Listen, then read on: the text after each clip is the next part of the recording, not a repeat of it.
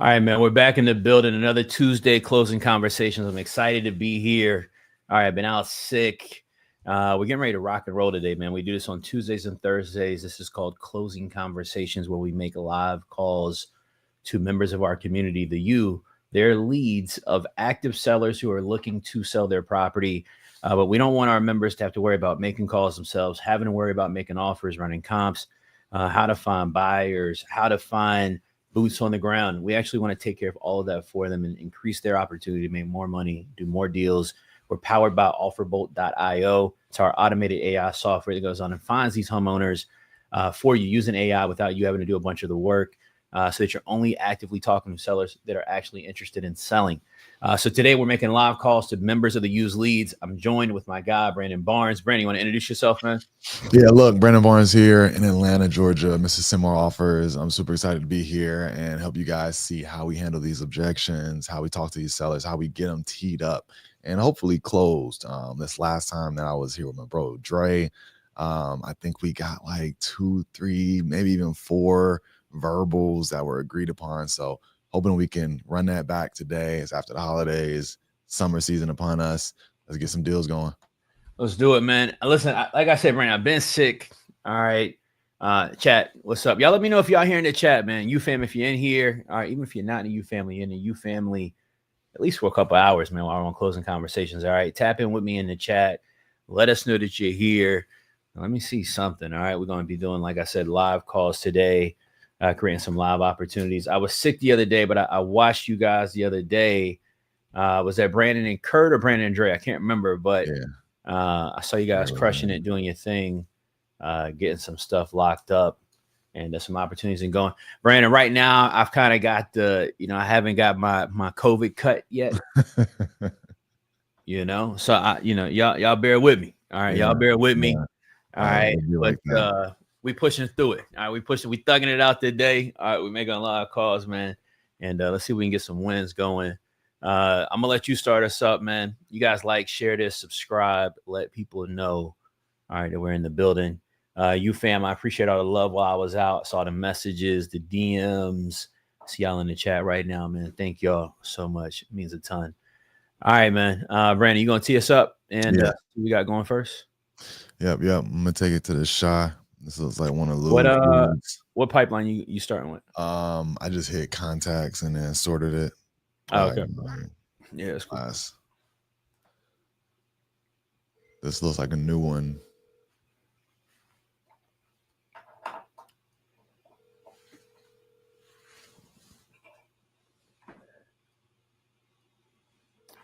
Yeah, the cut's still holding strong, man. Usually I get a cut, say, every week. All right. It's like, Brian, I don't know about you. That's like my self-care policy. Like, it's my time, hit the barbershop. Shout out to my guy, AR, hit the barbershop, get it together once a week. Hot towel, little, Hey, Mr. Jones. Something. Yeah. Hey, Ms. Jones, this is Brandon. I was giving you a shout back about South State Street. I think you spoke with my partner, Lou, recently about this. I just want to follow up with you if you had a few minutes to discuss, see if we can get an offer over to you that makes sense. Okay. Awesome. So I got a little bit of detail. You said that you were still interested in selling, but I didn't have here how much you were hoping to have this sold for. It was Brandon? I still owe 150. I mean, I'm not 150. I still owe 54 on it. So I'm looking to get at least 160. Okay. So basically you wanted to be able to walk away with like $100K in your pocket? Yes. Okay. Let's see if we can make that happen for you. I saw it was showing up like 6 bedrooms, 2 baths. Is this a duplex? No, it's a single family. Okay. That's a large, for 1,800 square feet. There were some pictures that I found online. It looks like Zillow. It was pretty cleaned out. Do you know if that was like before the last tenant? No, that was when I was getting ready to sell it in 2016. Okay. But I've been in that house since 2012. Okay. The layout is still the same. The only thing that is different, there is the the enclosed back porch, a tree just fell on it. So that needs to be done, but it doesn't affect the house or the foundation or anything like that because it's an addition. But you know, we got stuff in the house, but we definitely, you know, will move out. It needs to be the floors need to be put in. But I can leave. I got hardwood floors because I was going to remodel it and sell it. But I have a lot of projects, and I'm putting new construction across the street because I own the vacant lots across the street also. Okay. So I just don't have time for this property. Got it. So is this are you like a full-time real estate investor, or is this something that you do part-time? No, I'm a broker, but I own other businesses. I own a grocery store. I own a chain of grocery stores and a farm. Nice. And I'm expanding my grocery store to a brick and mortar from an online grocery store. And it's just a lot of different things. And I need the capital because I have 2 other locations we finna open. Nice. What's the name of it? Just so I know next time I'm up there. Roots and Vine Produce and Cafe. Nice. You said it's Roots and Vines? Yeah, Roots and Vine Produce and Cafe. Vines, Produce and Cafe. Okay, cool. I'm coming up there for a family reunion in July. So I'm gonna see if I can swing by and check it out and tell my family about it. Okay, that sounds good. Yeah. So I saw one that sold. The house is in good condition. Once we move our personal belongings out, the house is in really, really good condition. That's another reason why I wanted to sell it before we moved out. So won't nobody break into it and steal everything because the electrical is in. I just updated the plumbing. I just updated the electrical. Nice. The roof is since 2016. A new roof got put in 2016. The furnace is new. Well, the 2017 furnace, 2017 hot water tank. Okay. 2017. Okay.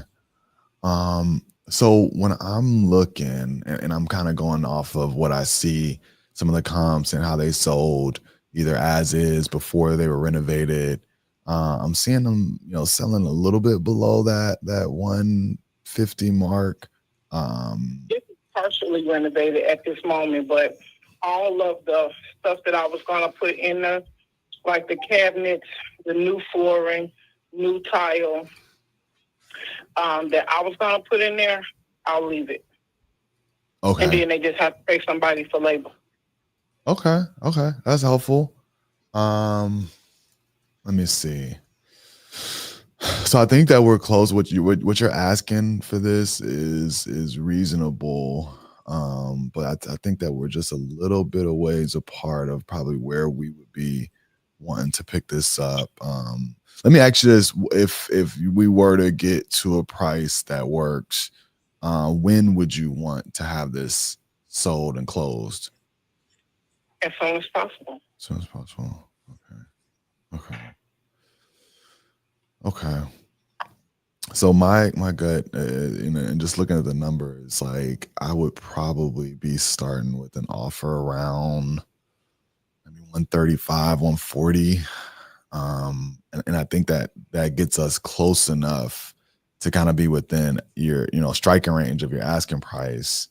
So maybe we can find a number that works for both of us. I'd love to get this. That helps. I mean, that's good, but you don't have to pay a seller fee.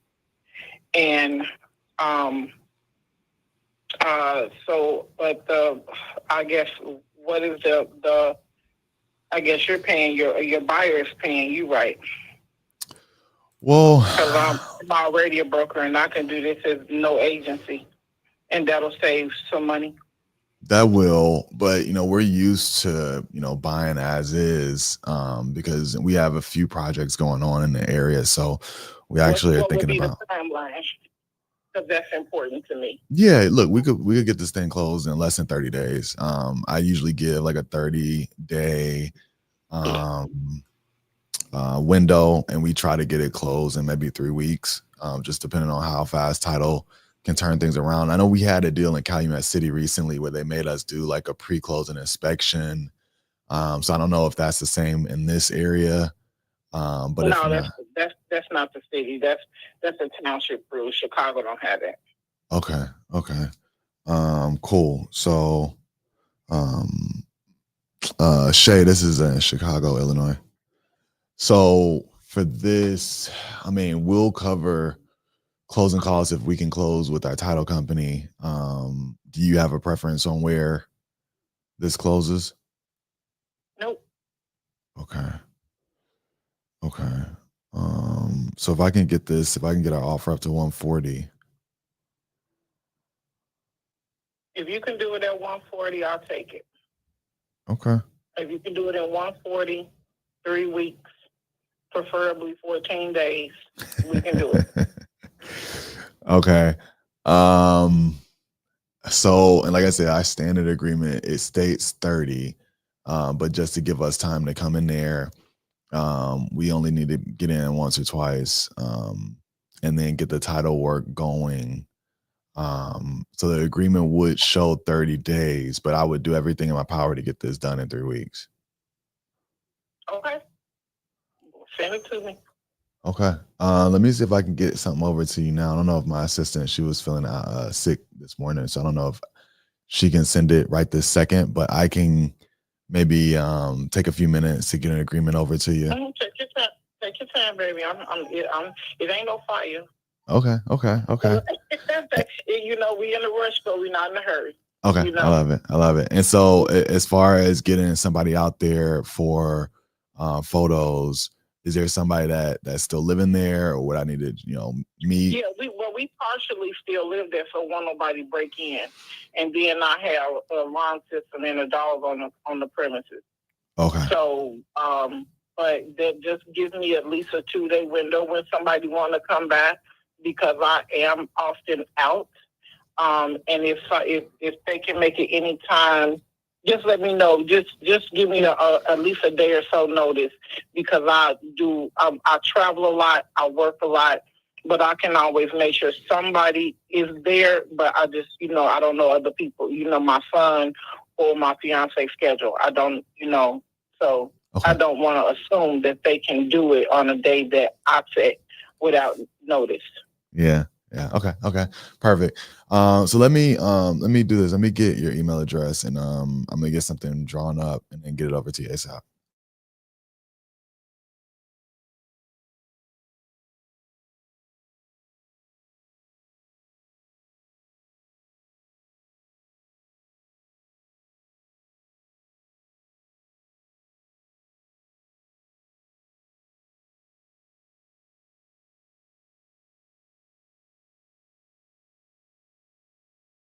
You can confirm that it is the right spelling, but I'm pretty sure I know how to spell those 2 words, so I think we should be good to go. Yeah, every day, but the number 1.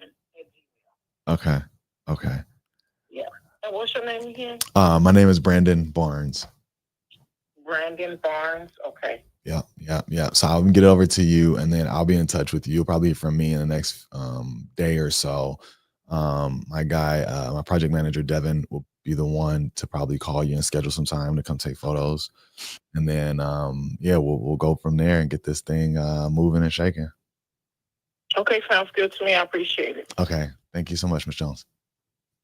All right. Talk soon. All right.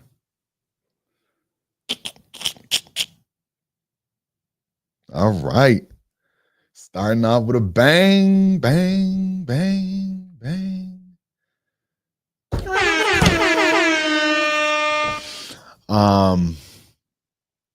Yeah, look, we out here. I think that's one that could work. There was the comp that actually Lou, shout out to Lou for sending over some really, really great leads. The comp that you showed had a property that was a little bit larger. It was 2,000 square feet, but similar beds and baths, and it sold for 140. So I kind of use that as my basis, and that was in 2022. So I'm assuming that could sell for at least 150 now. You always get buyer's remorse when you get an offer to them and they agree pretty quickly. because I kind of wanted to anchor a little closer to 130. I say at 135, 140, and then she bid at 140. But it sounds like we're not gonna have no trouble with closing costs. And if she does have the materials for the remodel and stuff like that, that helps as well. So that gives us a little bit of extra room in it.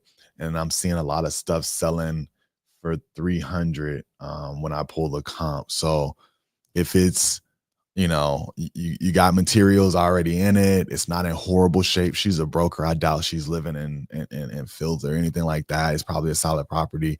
Somebody could come in there, spend well less than 100K, get it up to 250, and then sell it for 3, and they walk with 50K on a rehab on the back end.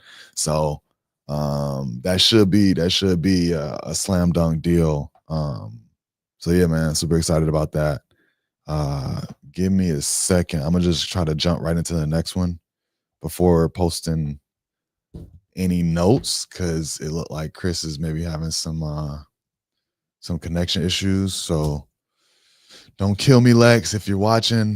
Because I'm not posting notes on this just yet. I'll open up another lead and just jump right in the next one for you guys, so y'all aren't having to wait too long. Lou, give me a second to send you that closing attorney. It's Real Law Group, I think. Real Law Group.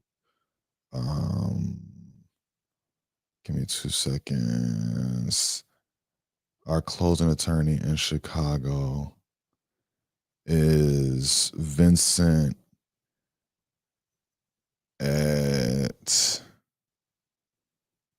Real Law Group PC. All right, let me jump into this next one real quick. Y'all give me a second. This is Richard Lawrence. I'm still feeling some type of way, Chad, from last time I let that seller beat me up without redirecting her. So I'm ready. That was the easy one. That was damn near a lay down. But the next tough seller that comes across, definitely making sure that you take back control of the conversation by redirecting them, asking them questions, stealth mismatching. There's a whole bunch of power questions that you can ask.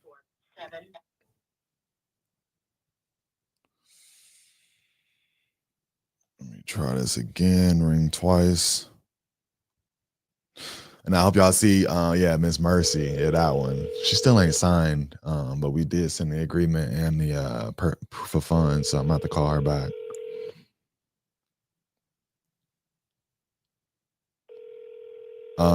This last seller picked up on a second ring, so that triple dial is real. That triple dial is real.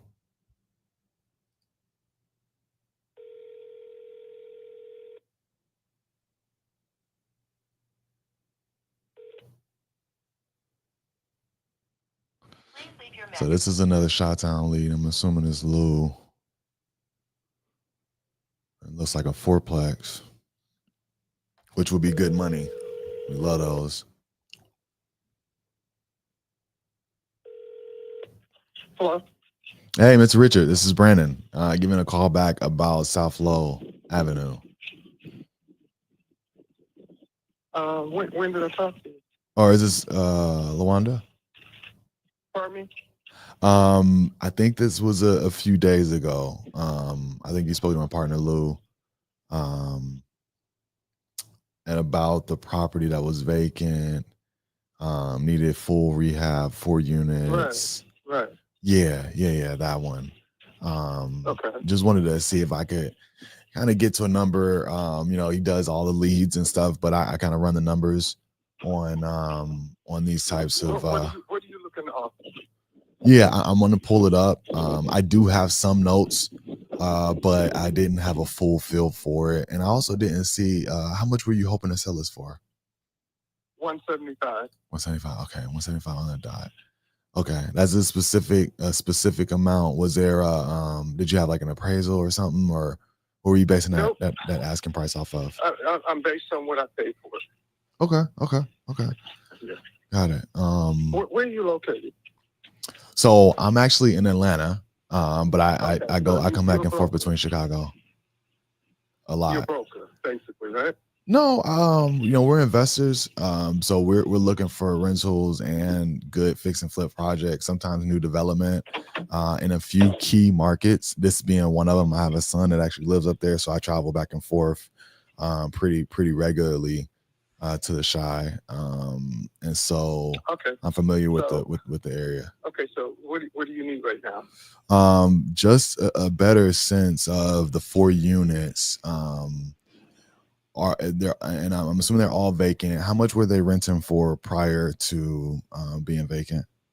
I don't know. I've had the place for a number of years, and so it all depends on the condition and what you get for an apartment. Normally, you get about $1,200 for a 2-bedroom apartment. Okay, and then that was going to be the next question. Wait, are they all like 2 1s? No, 2 1-bedrooms, 1 3-bedroom, and 1 2-bedroom. 1 All 1 bath. 3-bed, and then one bedroom. You can pull up the county records, right? Because it'll have the whole square footage and everything. Yep. And their lot I'm size. pulling it up now as well. Okay. And then they're individually metered, right? No, it was 1 central. It has to have a nudie. Okay.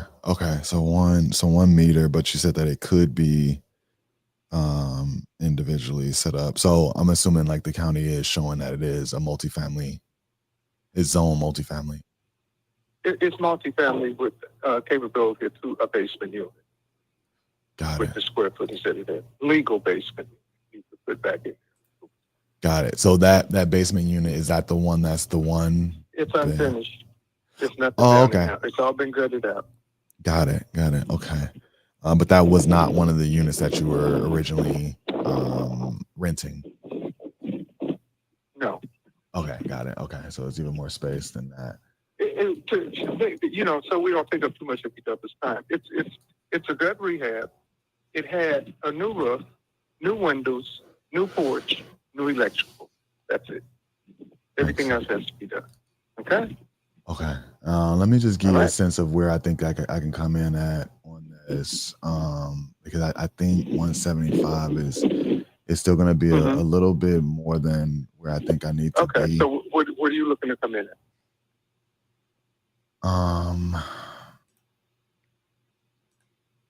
Trying to see if I can settle at 150.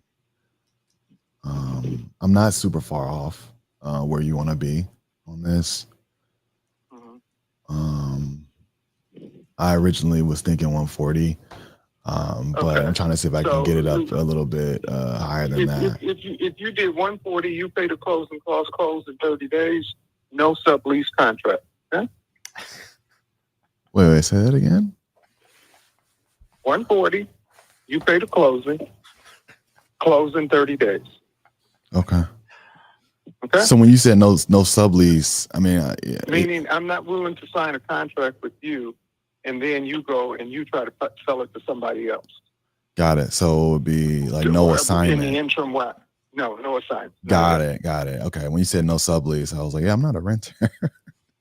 I know a lot of the guys out here.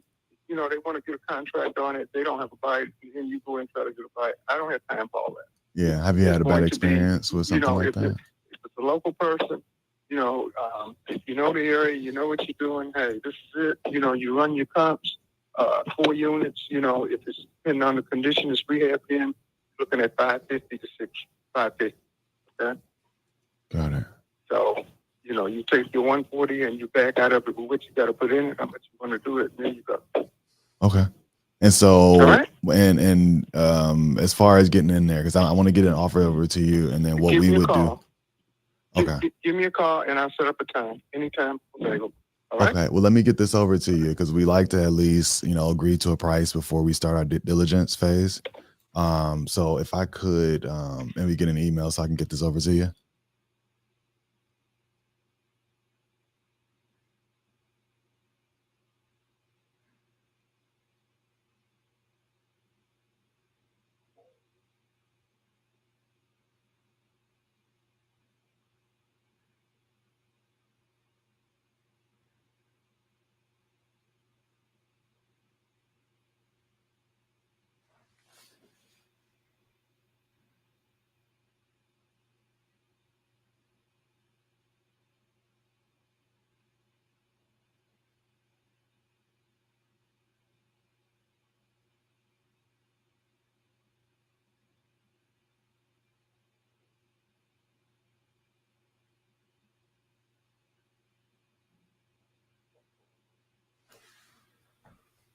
Okay. Okay. At least Listen, I have 4K. to go. I have another call. But, Okay. you have my my email address and everything. And then last real quick, that was at Gmail, right? No, Gmail. Yeah, gmail.com. Okay. All right. Good deal. All right. All right. Thank you. Thank you. All right. Bye. All right. Yeah, he's a little sassy, man. He's a little turned up. Very, very. So I didn't even really have time to run comps and feel super comfortable with the number. But they came down from 175 to 140. It's 4 units. But it came down in like 30 seconds. Right. So what's your perspective on that? When you see a seller that price drops 30K in 30 seconds, what's your gut reaction to that? It's not anything that easy. It gives me, kind of a red flag, feel like it's something that I'm missing, or you know what I mean? Like the easy deals usually aren't the ones that actually work well.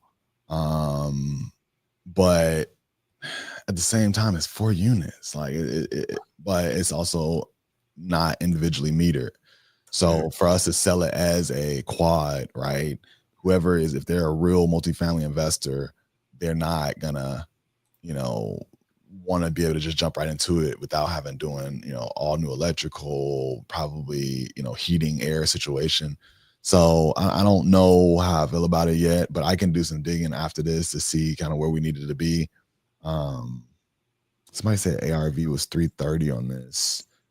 So at 140, it could be a deal.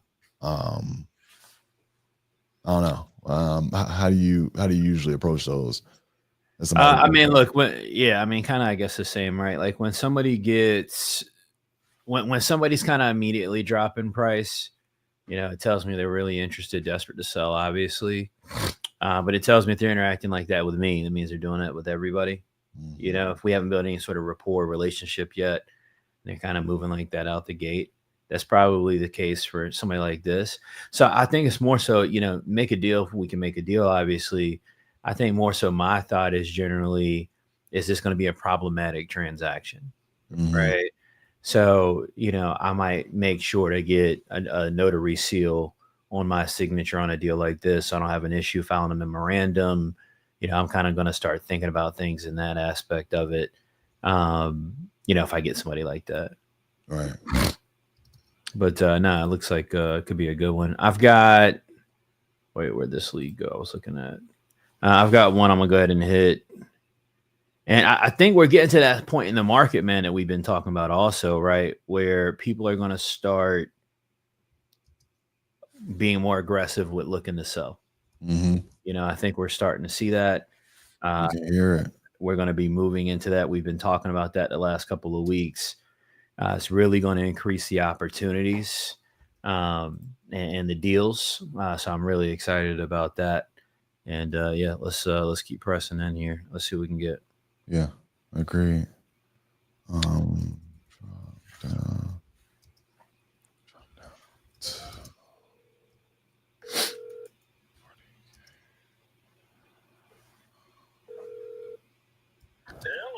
Hey, Alan, this is Chris giving you a call on Warwick.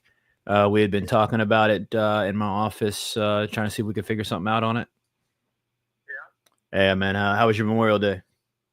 Okay, I just laid around, didn't do a whole lot. Yeah, we didn't have the best weather, man, until late in the afternoon. Weather here in Winchester is pretty all day. I just piddled around. What do you got going, my man? Yeah, man. Look, I know the tenant recently moved out of this thing. I'm really interested in making a deal on it if we can. I guess what I'm trying to figure out is where do you kind of need to be for it to make sense? Well, probably scare you, but I talked to my real estate guy, as is, and all that good stuff. I don't know who I told you, maybe your buddy was whoever called. Mm-hmm. Serious or something, I can't everything. Anyway, I have a renter already. See, I was going to fix the thing up. It needs some carpet, needs a new dishwasher. Gotcha. And it just had a roof on it too long ago because it had hail damage. They give me an older roof on it, and that's been less than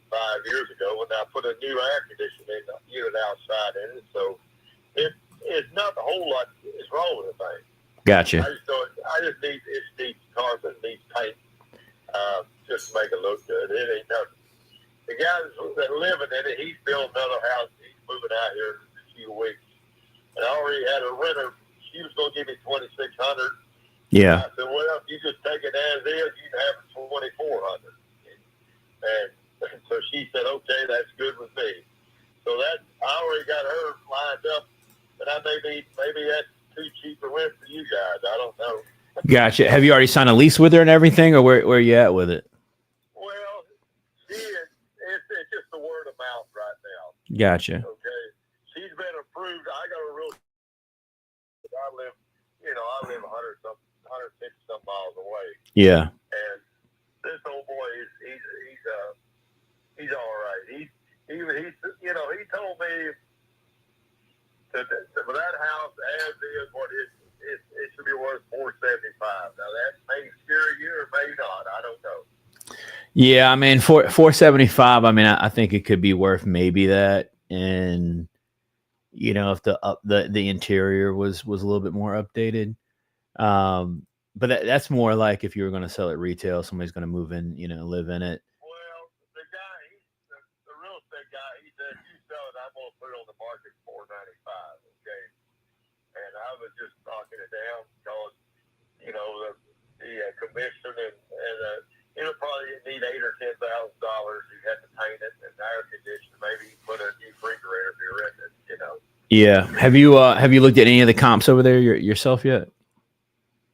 No, my daughter pulled it up. It was valued on one of them real estate companies, Mm-hmm. It was 481, and then I was talking to buddy. He said 469.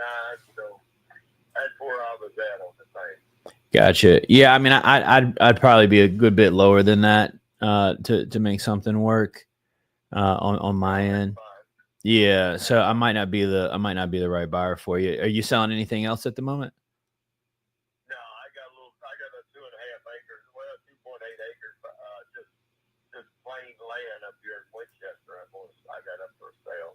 Oh, okay. All right. Yeah, I'd probably be looking for something a little closer to Richmond. No, I mean, the girl I offered to her for $475, and she wanted it, but she couldn't get her finances together. So she's going to try to rent a little while, then maybe I'll sell it to her. Yeah. Okay. That's what. Okay. All right. Well, makes sense. Yeah. I mean, 480. Even 460. Getting $2,300, $2,600 a month. Rent wouldn't create any margin. On our end. But I'll check with you and see if anything's changed. I've looked at the property. Obviously, it doesn't need a ton of work. It's been pretty recently built, so to speak. So it doesn't need a ton. But I'll check back with you, man, and see if anything's changed. And I guess let me ask you one last question. I guess, Alan. I mean, it sounds like you're interested in taking payments on it. I mean, are you open to some sort of owner financing or something like that? Yeah, I was going to do that for her too. What kind of terms would you do that at? Well, what they usually have now, 20% or something. Well, what do you mean, like as a down payment, not interest? I mean. Yeah, most time when you buy a house, most time they make you put down 20% or something, and then you start making payments. I mean, that's what I was going to do too. I mean, let me ask you this though: what's more important to you, the monthly payments or the down payment? Oh, I don't care either way. I don't know. The house is paid for. I'm just renting it. Gotcha. And if you want to put me down, what is it? 20% of that, it'd probably be 80 or 100,000. Then you have the house. I have the first mortgage on it, though. What kind of terms would you do on the first, like in terms of interest? I have no idea. You give me a ballpark price. I mean, I know that girl. She was saying it was 7%. She said it's too high, and that's why I don't have to have that much. Yeah, I mean, I'm willing to make an offer on it. If you're open to financing, I mean, I might be able to do something a little bit higher in price. that we might be able to work out. It'd take off your plate having to worry about, the tenants, maintenance, any sort of turnover and stuff like that. Just, a check to your mailbox, every single month, or, a deposit to your account. So I can get something over to you for you to put eyes on it and see if it makes sense. What's your Well, you just call me that I've got an old fella that's taking care of my house. He owns 200 or 300 houses. He ain't no fly by night, Yeah. It's Ingram, Raleigh. It's Raleigh Ingram. Ingram's a realtor, and they take Ingram's and Associates. Yeah. Yeah, that's him. Well, but here's my question. What I'm looking to do is maybe just email you like an offer sheet, not a contract or anything like that, but just something that puts the offer on paper so that you can look at it and see if it does make sense to you or not. What's the best email for you? I don't want to, I'm not going to sell a thing, I ain't going to give it away. So don't, make it worthwhile for both of us. Yeah, I mean, look, the only thing I can do is make you an offer. I'm not asking you to give it away. I want it to be a deal that works for both of us.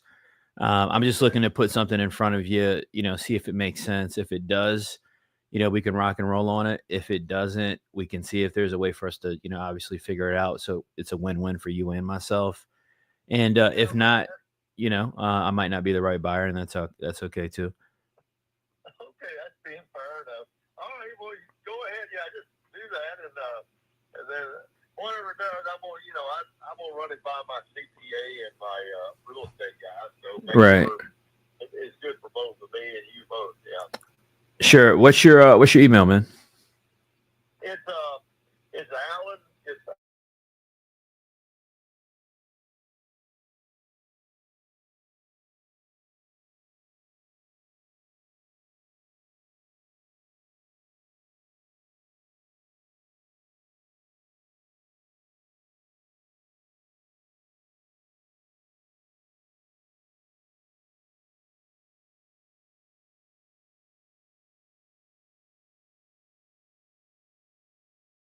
man.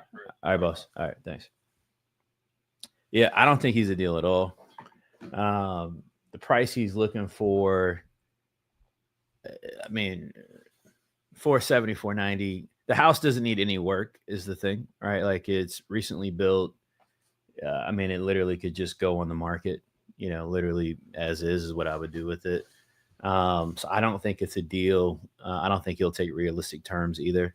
But I think we get something in front of him, see if it's an opportunity potentially, and we'll go from there. So I'll make some notes on this one. You already got one teed up, or you want me to jump into another one? I got one. The one after this, I found a condo in here that was recently done. I'm gonna have this sent back. There is one that I want you to take as well. The one, the name is like Wayne. He's in Richmond. All right.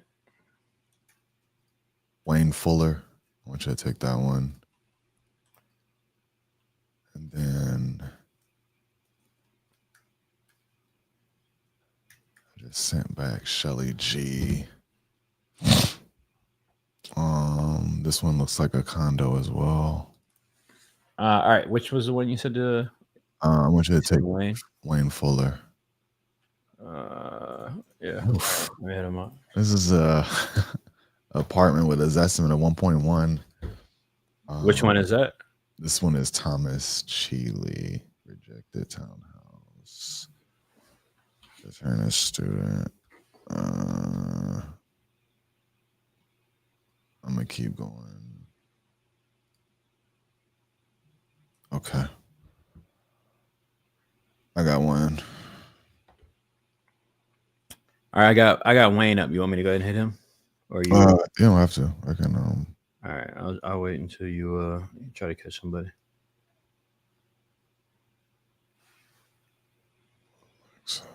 For that last one that you just talked to, are you gonna offer? Is a term sheet gonna be a seller finance offer? Yeah, just seller finance innovation. Okay. Yeah, seller finance innovation, I think, is the only play there. I just don't think it's in any way an offer you could make where he could take it. He's too educated. He's got a realtor already that seems dependent on. House needs no repairs whatsoever. So it's probably a shot in the dark. He doesn't seem to need the money. He owns it free and clear. But we'll see what shakes up. Okay.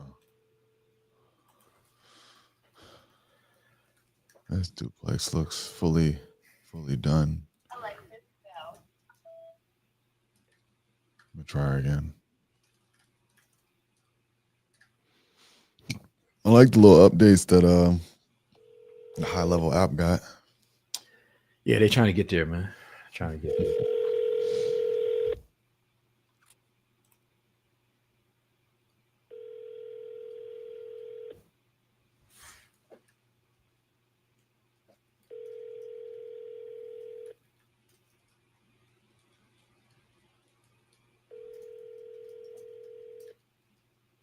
Alexis Bell.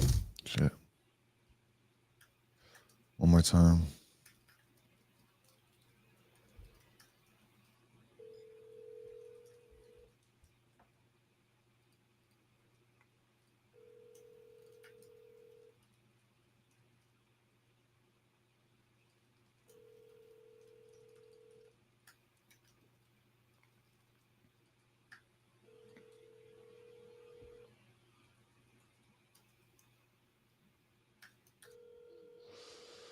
Okay, she's not going. Alexis Bell.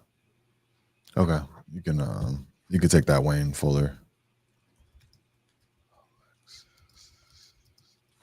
Okay. All right.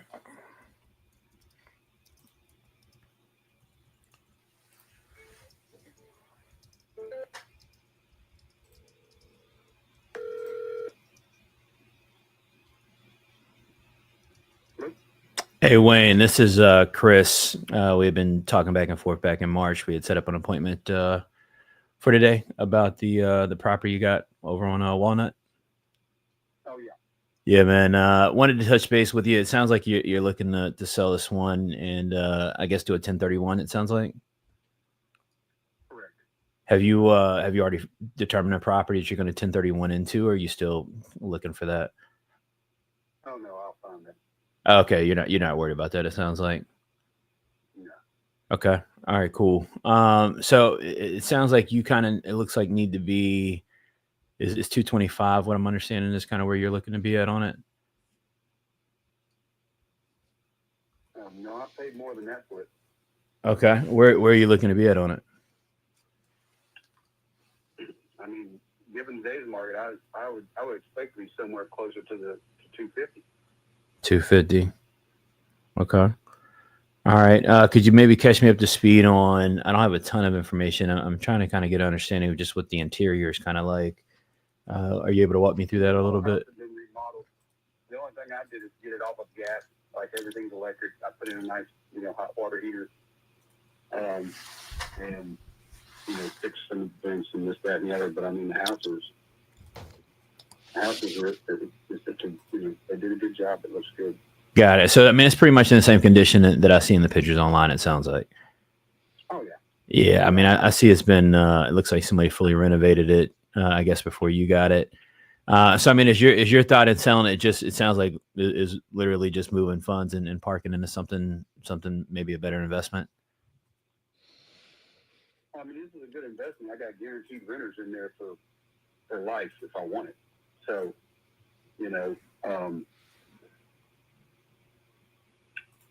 it could stand up in that area. You could raise the rent. I mean, they're paying $1,700. You can get closer to $2,000 for Pete's sake. Right. Area. But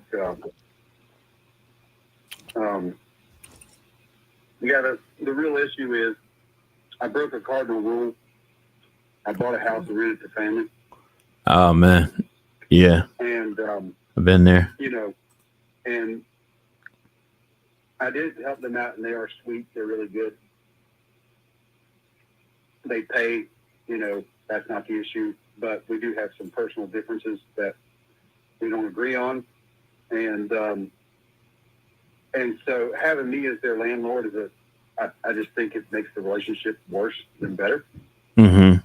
And so I was looking for somebody to take it on. Understood. All right, makes sense. Makes sense. All right, got you on that. So yeah, I mean, look, I'm interested in it, and I definitely want to do some sort of deal with you if possible. I guess the biggest hurdle I'm seeing is, obviously you've done, 95, let's say, percent of the work that the property needs, or it's already been done up until this point. I'm looking for an opportunity that's got, a little bit of equity in it, right? The market's it's been strong, as you've said, but it's definitely in the last couple of months, we're starting to see a decline in the market, it's starting to pull back. Not anything crazy drastic, but, it's here and happening. Maybe on some of the bigger homes, but on these smaller homes, those prices haven't adjusted very well. They're still overly priced. Gotcha. The thing that it costs over $250,000 for less than 1,000 square foot is absolutely obscene today. I don't know how anybody affords that. That's ridiculous. Yeah, no, I mean, pricing has definitely gotten crazy. I mean, I just sold one today, actually, not too far from this one, for 140, right around 140. And I mean, it's a full gut renovation. I mean, complete shell, and I sold it for 140, which is pretty crazy. I bought it for, I don't know, 75K, a year and a half or so ago. So stuff's definitely wild out there, man. I agree with you on that. I mean, do you feel like there's any? Not that having the contracts for them to buy, which was a fixed price, because the value the value on that house is not going to go down. It's not going to just lose its mind. Even in the last market crash, but the cheapest priced houses were steady. It was all the high-end homes that, when I was doing all that flipping and crap, that took a bite. Hey man, were you doing stuff here in Richmond? In 2007, I had to eat my shorts on a $350,000 house, and that thing lost like 120 grand. Sheesh. Yeah, it's funny you say that, man. Most people don't realize the cheaper the house, generally the better the deal, and not necessarily price wise, but just like market wise, right? Which is why I like a lot of this stuff over in Southside that I can pick up. It's still got little pockets where I don't have to spend a ton of money. I can get myself a pretty decent deal, and I get a decent return on it. And obviously, value is going to go up over time. So, I mean, look, you definitely kind of know your thing, and it sounds like you have some real experience already. I'm not necessarily looking to flip it. I'm open to looking at buying it to rent it. Obviously, is something that we do as well. My struggle is just finding where I could get some margin in the deal, for it to make sense. Sure. I offered to them 235. I would say that even as the value went up, they have a $5,000 option that if they put $5,000 down, they can buy the house at 235 when they're ready. And that's what I did for them. So my point being is, I'd want to be somewhere, between 235 and 240, if nothing else. Got it. Okay. But it is vacant right now. I know you said you had family. Oh no, it's not vacant. I got it. So walk me through that, I guess. Look, I know how it goes. We deal with this quite a bit, and I've had my own experience with it. It would come with a renter. I mean, you'd have an extremely long-term renter. You have a guaranteed income on that property. All right. So the problem isn't that they're not paying rent. The problem is it's just a family member, and it's a little too personal, for tenant landlord. They pay. It's not a problem with paying. It's a problem with the young lady also works for us, and there's a whole bunch of family ties. There's some mama drama. There's some kid drama, and we're just trying to eliminate places where drama exists. Overreach among the adults. I got you, man. I got you. Well, what I can do is I can call you back with probably a firm number. I just want to look into it a little bit, see if I'm the right buyer for you or not. What's your availability the rest of the day? I think the only meeting I got left today is look here. Yeah, I got one at 3 to 3:30. Anytime before after that. Okay, I'll call you back within the hour then, and I'll have a number for you, and I'll give you a shout back here shortly. Okay, sounds good. All right, man. All right, bye. Yep. Yeah, I'm trying to look this property up so I can confidently give him an offer, and I can't get anything to. Yeah, that's weird. I was having similar issues with that very first one that I was about to make an offer on. But I had to go to privy. All right, maybe let me try that. Hold on. Um, Yeah, because like some, I couldn't get the address to come up. Let's see. Hold on. I think he's too high on that number though, just from knowing where it's at. I just literally sold a house today for 140 in this same neighborhood or same area, oh, nice. and that house fixed up is worth about 250 to 260. So I assume that this one's, I can't imagine it being worth any more than that. But I'm gonna call him back shortly and at least put an offer in front of him and see what we might be able to get for it. Okay. But I'm gonna run some comps on that, and then if you got one teed up, I might be done before you finish and can call him right back. Okay. I do have one. Yo, chat, how y'all feeling, man? How y'all feeling? Let me see what's going on in the chat real quick, man. How much is your mentorship program? Boss T, what up? I don't know. Boss T, and I promise I'm not trying to be funny. All right, I promise I'm not trying to be funny. Join my challenge, though. Go to askchrisjefferson.com, askchrisjefferson.com. Join the challenge, all right?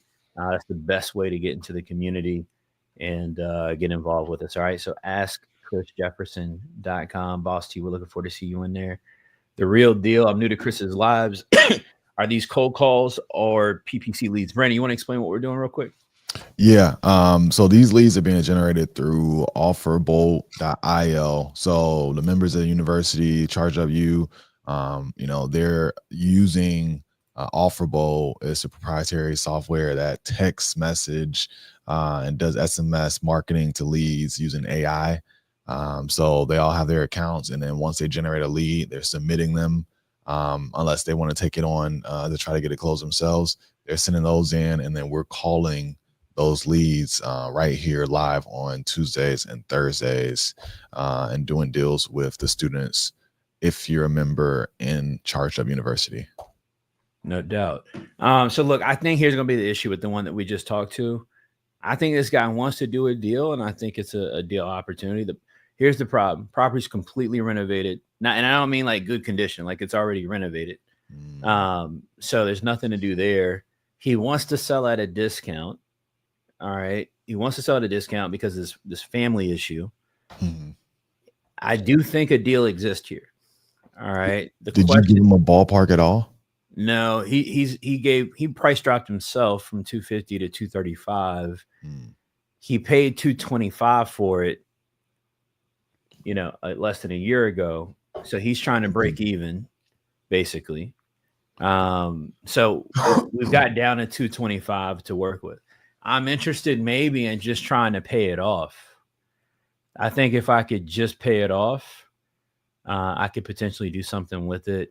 I also think that it'd be a good novation opportunity. It'd be be spreading, splitting the needle a little bit, but it needs no work. So if we got it at 225, listed it at the 250, maybe 260, I think it would definitely sell. Needless to say, he could just obviously stick it on the market right now today himself. Right. But I think this family problem that he's got, how those family problems be, Brandon? Chad, I know you know how they go. I know y'all know how they go. I know how they go for sure. Man, listen, do not rent to family, please. All right, do not rent to family. And I hardly even do business with family, man. I'll be honest with you, man. I hardly even do business with family. It's just always going to be somebody everybody's got their own perspectives on everything, right? And it's too easy to not get aligned. And I don't know about you, man, but we might throw hands in the basement at Thanksgiving. You playing with me on the rent. We might have to. You know what I mean? We might just gotta swap it out, see what's up, right? So moving some furniture around. Yeah. And don't nobody need that. Don't nobody need that. We too old. I'm about to be 39. All right. So we not renting. We not renting to no family members. All right. But I do think a deal exists. He stated that he was willing to do a lease option. All right, for the person he's got in there right now, his current tenant, which is this family member, I'm thinking I might be able to squeeze myself in the lease option. Mm. All right, I think I could do a sandwich lease option on this. It's in good enough condition that if a novation didn't work, I think that I could get a lease option agreement with him on this property, and then actually sandwich lease it to somebody else. Right. So do a rep. So I'd agree with him to he'll say, something like 235,000, it's $2,000 a month or something like that. Right. And you could buy it for 235,000 within the next 2 years, let's just say. Mm-hmm. I could go and then lease the property to somebody else. All right, guys. I could go lease the property to somebody else, tell them that I want $10,000 down as an option. Okay. Increase my monthly payment a little bit, make some money monthly. So I think that's what I'm going to do. Brandon, what do you think about that? I think that's good. I like it. I just wonder what the situation with the tenant family member is, as far as like what did they sign anything? Did he just throw them in there? No documentation, like, if that's going to be the person that you want to wrap it to. Nah, because he's already trying to wrap it to them. I don't. The deal only works if you get the family member out. That's the problem. And he kind of sounds like he wants them to stay, but he doesn't want to deal with them. All right. So that's kind of our, Yeah, that would be my first question. Is like, did they ever sign anything? Did they agree anything on paper, or did they just move them in? No documentation, no nothing. Because if that's the case, then cash for keys almost is the only option, or eviction. Yeah, but how much room do you got in the deal? Right. He owes 225 or bought it for 225. So we'll see. I'm gonna let him sit for a second, but we'll circle back to him before 2. Okay. And see what we got there. Something that's pulled up. It's surprising. We have a few of these that I'm seeing that like are in really, really good shape. That I've like pulled up, and they're actually look like they were recently renovated or bought. Yeah, that's my second one in a row like that. Right. So let's talk about that real quick. Chat. Look, this is Brandon. This is one of those. We have to have these sometimes. All right, we have to have some of these town hall, conversations real quick. To as you say, Brandon. Shout out to Clubhouse. Shout out to Clubhouse for sure. All right, shout out to Clubhouse. But sometimes we got to reset the room. Yeah, guys, if you're sending in deals, we want to find things that have distress on them. Distressed situation, distressed opportunities, distressed properties, right, are ideally what we're looking for, because those are the properties where margin and opportunity can be created. When something's fully renovated, like what I just looked at, this is only even a potential deal opportunity. It's very slim, but it's only even a potential deal opportunity because the guy really wants to sell it. If he didn't really want to sell it, there's no deal here to be made because it needs no work. So keep that in mind, guys, as you guys are pushing, leads in through the door for sure. Yeah, I like to say, it either only is going to work, if it's an as-is condition, right? Or the seller just has super motivation. And that's exactly what you're talking about. It's like, if the person really wants to sell, they're super motivated. Maybe we can make it work, but it's better when the house isn't as is, needs work, because even if they aren't super motivated, we could still sometimes make the numbers work and pull out a deal, right? Yeah. But because you can re-educate the seller, you can talk to them about the comps, so that's the problem that you run into, guys, when, like Brandon's saying, when a property's fully renovated, is you completely limit the room that a closer could move to create an opportunity or create a deal. All right. Would I consider that a warm lead? Yeah, I consider it a warm lead, but the problem's still the problem. He bought it for 225 less than a year ago. There's no way on earth he's taking less than 225 for it. And to buy it at 225 only would make sense for somebody to buy it retail and live in it or rent it out. Right. So we'll see. You got something, Teed? Yeah. but this is another one. But I'm gonna try her again. I think it's her, Shannon with one N. Hello? Hey, Miss Shannon. This is Brandon. Give me a shout back about New Jersey Ave. How's it going? You what? I was calling back about the property at New Jersey Ave. I think you had spoke. We don't have. We don't have New Jersey. Yeah. We don't have anymore. No. Oh, you sold it, or you got it? You got it rented out with the tenant? No. It's going to be remodeled. Okay. Yeah. Okay, you're gonna take it down. Well, I saw when you spoke with my partner Shannon about this that you had a few other properties that Who is this? I'm not home right now. okay. So who is this? This is Brandon, and you spoke with my partner here at Ridge Point, also named Shannon. I think the other day. Oh, okay. Yeah. We work together. You know, he does the outreach. Can you call me? I'm not home right now. Okay. Well, I'll call back. What's a good? She bang quick. She didn't even let me get a time out of her. So this one, the one that got sent in as a lead, it looks like that they're going to do the remodel on. The reason I tried to stay in there and keep speaking is because it looks like they have like 50 something properties. So I wanted to just ask like, hey, what's the next one? What's another one that might be either recently vacant or has some issues that you would want me to take a look at? So I'll still set this for a follow-up to see if maybe we can get one of the other ones from them that they want an offer on. So let me leave that note. That was Shannon M. You just called. Yeah. This one is being. Yeah, shout out to everybody in Hands Off, man. Sending in some leads. Getting rocking and rolling, man. We got a few left in here, and then we got a decent little chunk of stuff to keep rolling through for the moment. The Real Deal said, how do you make a property like this make sense? I don't see an opportunity in this deal.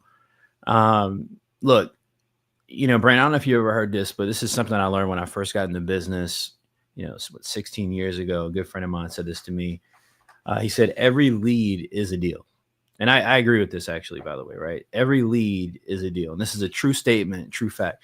Every seller that wants to sell their property, who's interested in selling, is a potential deal. The question is always literally what type of deal. All right. So just like we talked about this guy just now, right? Hey, we isolate it down to what are the actual deal options. It's like, hey, there's one option that exists for doing a novation. It's very tight. Probably, maybe would work because it doesn't need any repairs. The other option is, hey, he expressed some interest in doing a lease option to his current tenant. Maybe there's a way we can do a sandwich lease option and create some profit here. And so it just comes down to Real Deal. Are you able to look at a deal and extract from it where the profit opportunities exist? That's what we do here at the U. And I see your next question. We don't just wholesale. Do we wholesale? Yes, we do a ton of wholesale deals. We do a ton of wholesale deals as a group and as a community, but we also do seller financing. We also do, novations. We do a ton of different things, land deals, because we're looking at deals here in the U. We're looking at deals based on not just can we wholesale it or not, right, Brandon? We're looking at it based on what type of deal can we do with this opportunity and how can we monetize that? Yeah. All right. I'm on Willie. Shout out to Columbus, man. I got Willie in here. Let's see what Willie's got going on. Usually when somebody's name's Willie, man, it's just, one or two ways it go. All right. I've only been texting with this seller. He is done talking to investors, wholesalers that lowball, waste too much time. Says if serious, come take a look or place a contingency offer. Does not want to talk on the phone. That's in all caps. Chat, what does it mean when somebody puts something in all caps? Is that like an emphasis? Right? Is that like put an exclamation point on the end of the sentence? When somebody, fellas, y'all should know Actually, ladies should know. Ladies should know. Ladies should know. All right, ladies, what does all caps mean? When y'all write in all caps, somebody tell me in the chat. What does it mean when y'all write in all caps? It feels like you're yelling at me. That is what it feels like.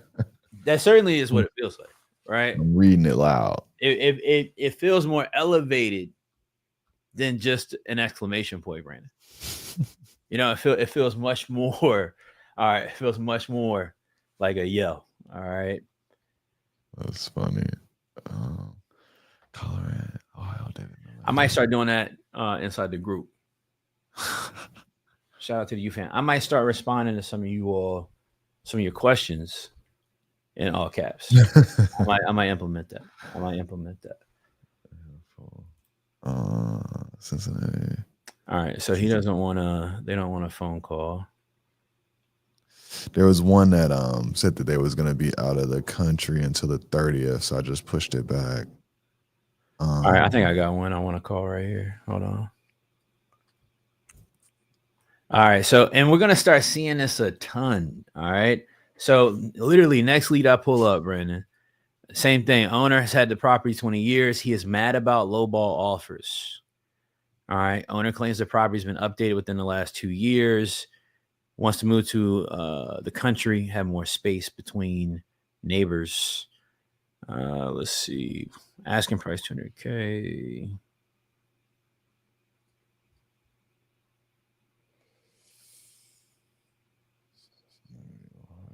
Wants to get away from old memories. I know how that go, Brandon. You know how that go, man. Demons in that closet. Yeah, man. You know how that go. You like, yo, I gotta get out of here, man. All right, it's too many bad vibes now, man. Too many bad vibes, yo. All right, let's see. Hold on. Gmail. Apps. See if I can find this one.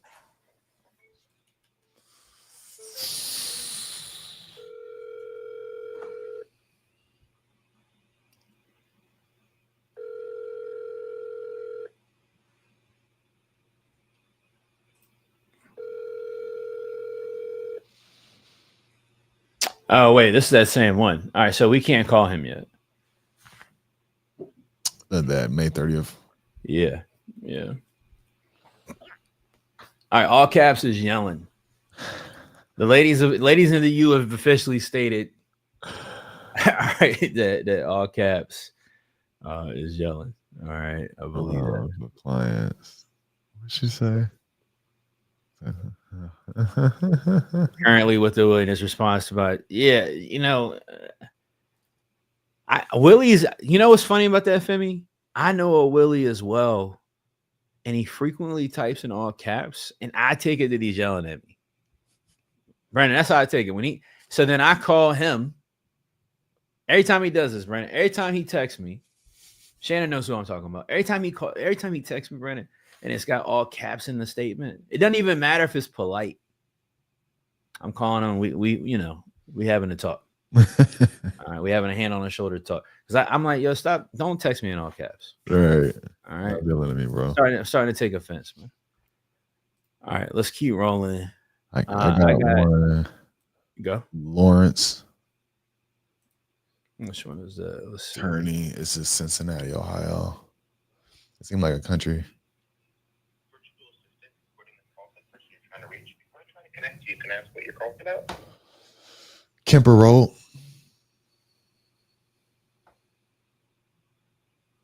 Okay, one last thing before I transfer you. Can I ask who I'm speaking to? Brandon.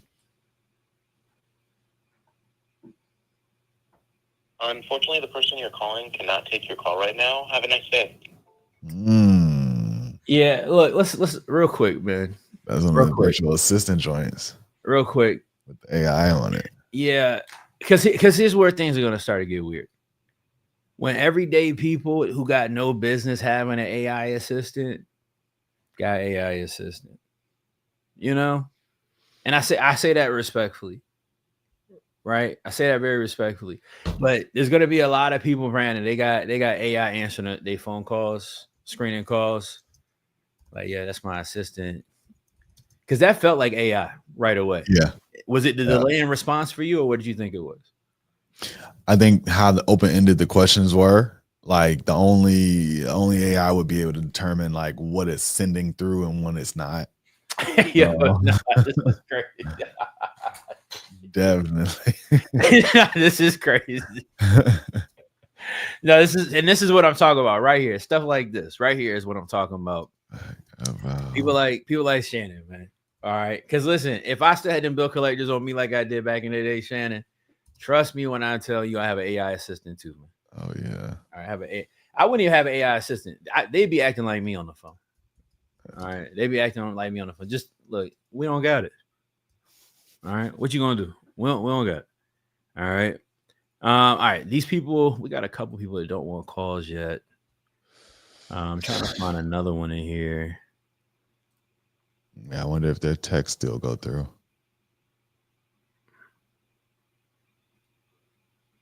All right, I got one right here.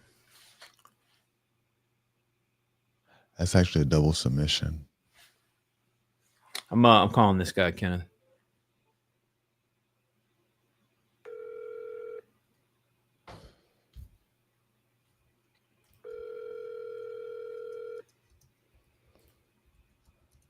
Your call has been forwarded to an automated voice messaging system. 80494.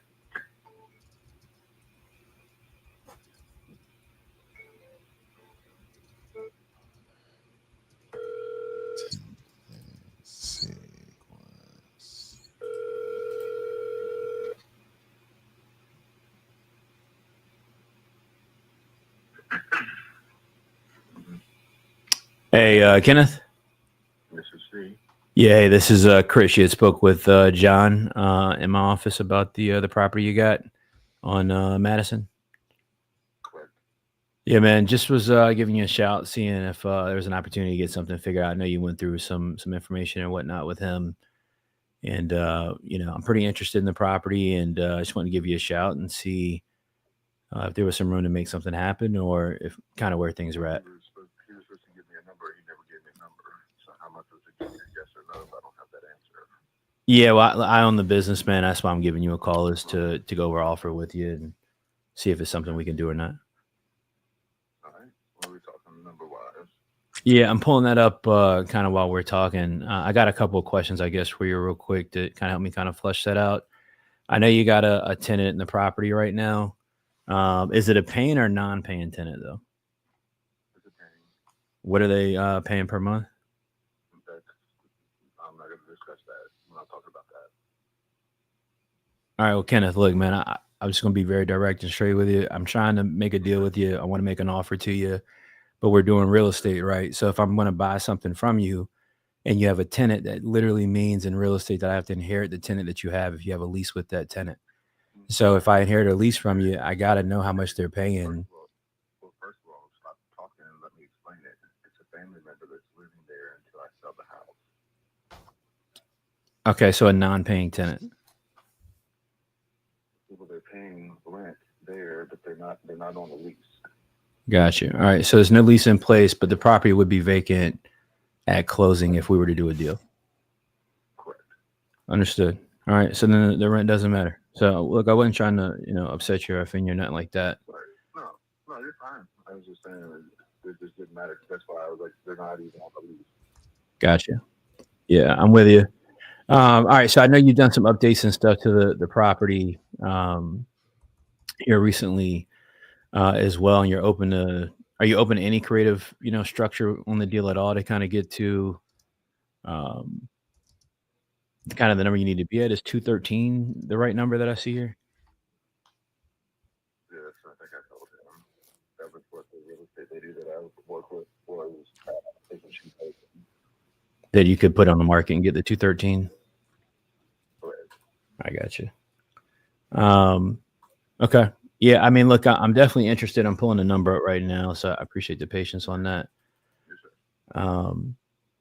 And I want to see if there's some opportunity to do something or not. Give me one quick second, all right, man. Okay. What's making you not want to just go with another tenant, I guess, by the way? I'm sorry. What's making you not want to just go with another tenant at the moment, by the way? Because it's my father's house. He passed away, and there's no need for me to be. I don't even live in the area. I got you. I got you. Sorry to hear about that, man. Thank you. I'm dealing with some stuff with my mom at the moment, and I don't know how old you are. I'm 39, but stuff starts to get real when you start thinking about stuff with your parents, man. Oh, it does. Trust me. It's they don't realize what they. I hate to say it, and I don't want to be. It doesn't sound sarcastic, but they don't realize what they put us through when they leave some of the stuff. Yeah, no, I hear you. I'm trying to have a conversation with my dad, man. You know, he's got he's got all this stuff going on, properties and different things. I'm like, dude, you gotta at least make sure everybody knows what's what when you got all this stuff going on, man. So I get it. Look, my goal is to try to make this as simple as possible. If we can do something, if I'm not the right buyer for you, sometimes I'm not. If I can point you in the right direction, hopefully I can do that too.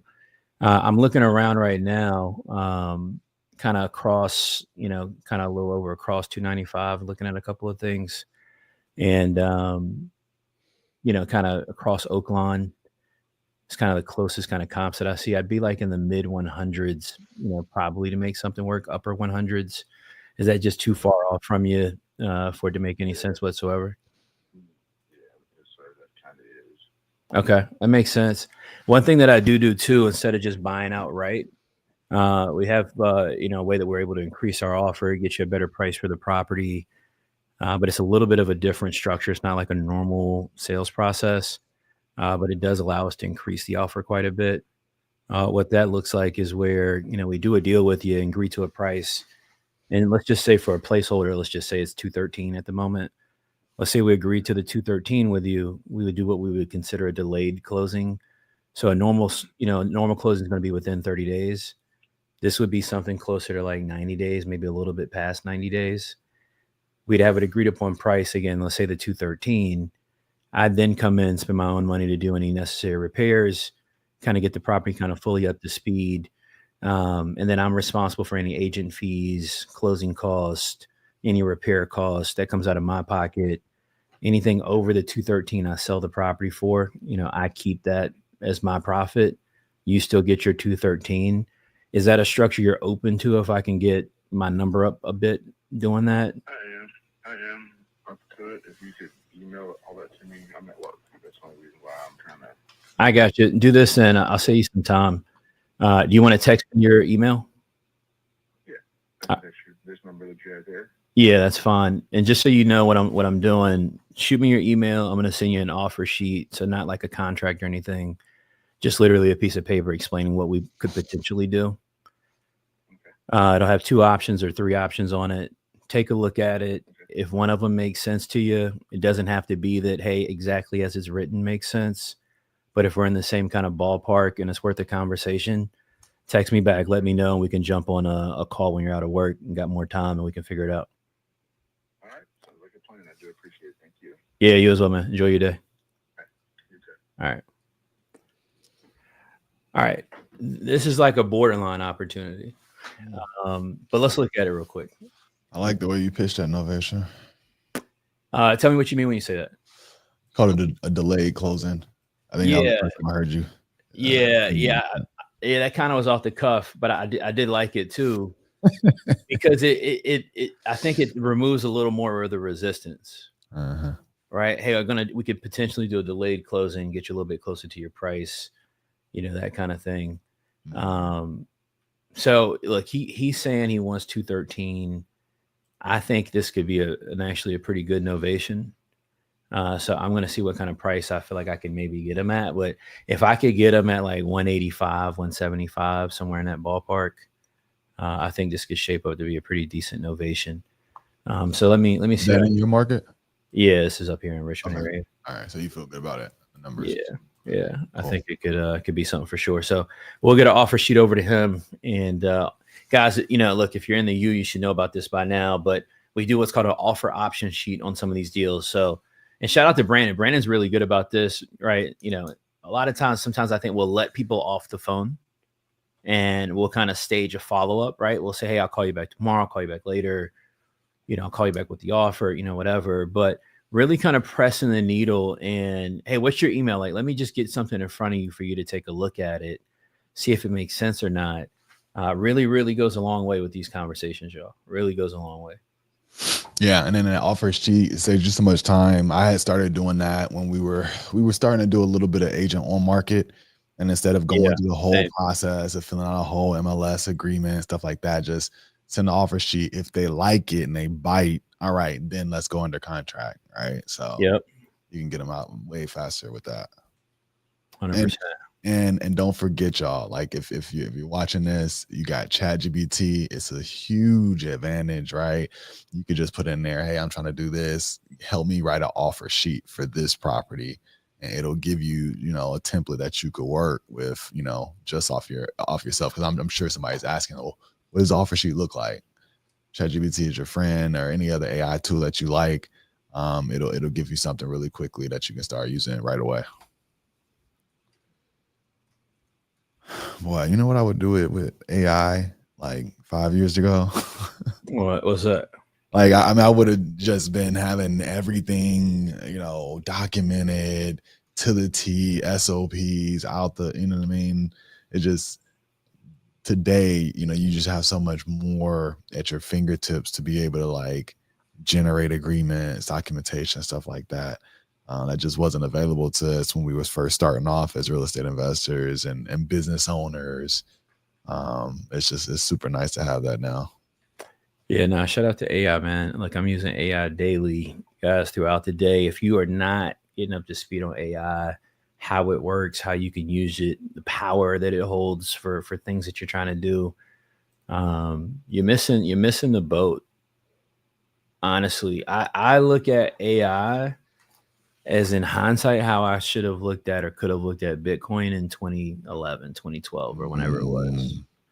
Right. I had real conversations with people about Bitcoin in like 2023 or 2013, 2014, and just didn't see it, didn't take it serious, didn't even, had money, Brandon.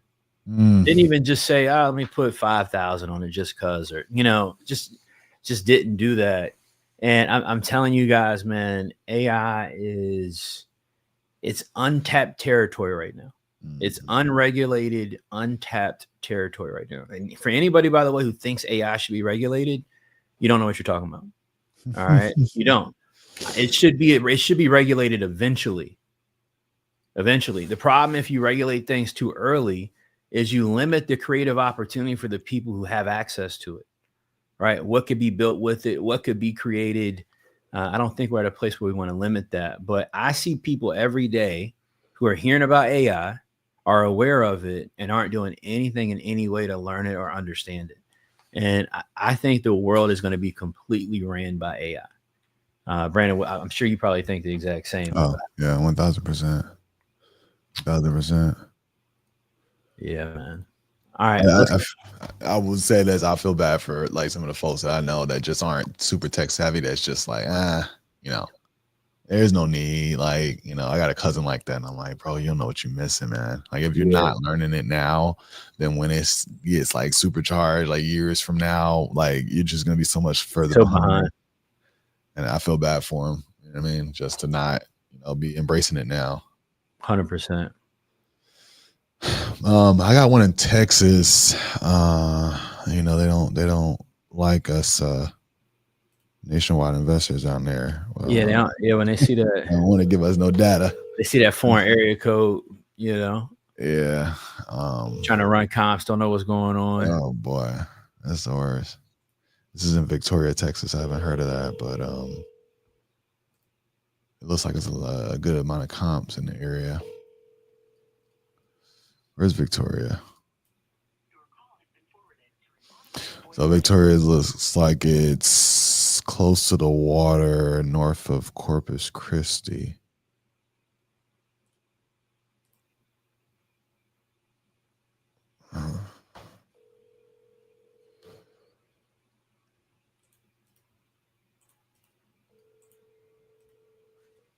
Let's see if we can make something.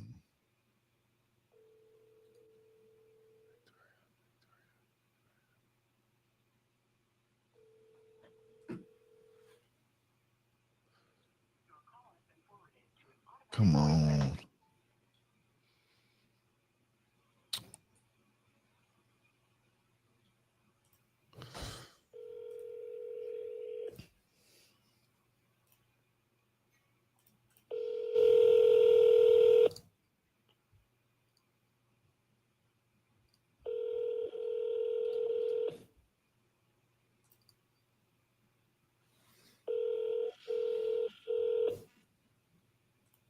Your call has been forwarded to an automated. Okay.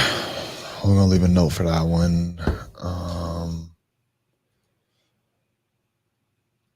This was one I think one as soon as whoever sent this in didn't give us an asking price or a ballpark.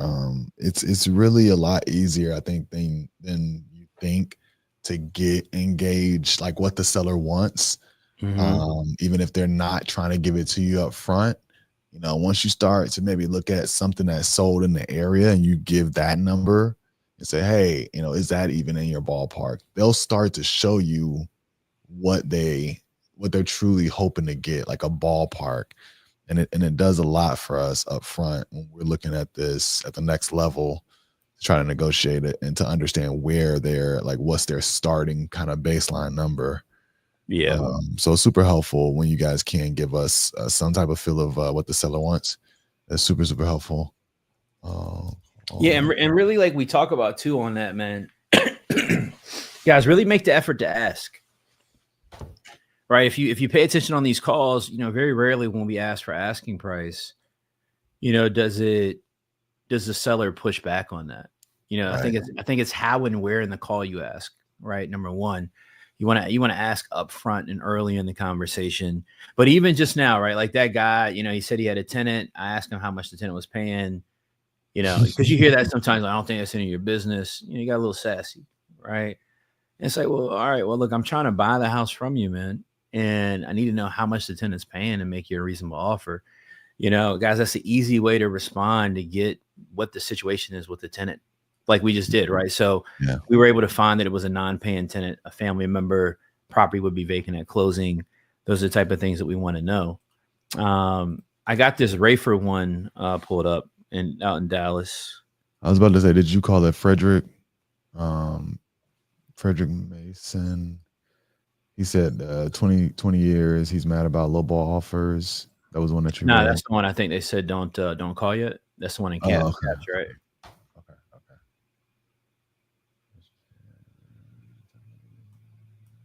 And hopefully we can get something that's not fully. I feel like everything we talked to today doesn't need any repairs. Damn near. Yeah. So hopefully we can get a call we can go to work on with a seller that really is trying to get something shaken. Let me see. Mm-hmm.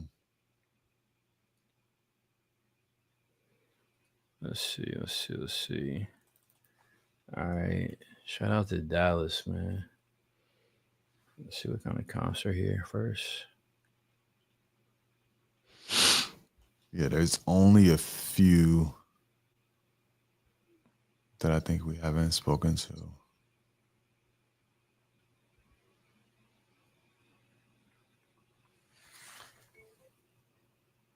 Oh, this one seller called back.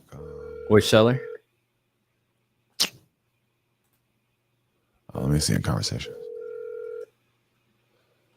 Lawrence Turney.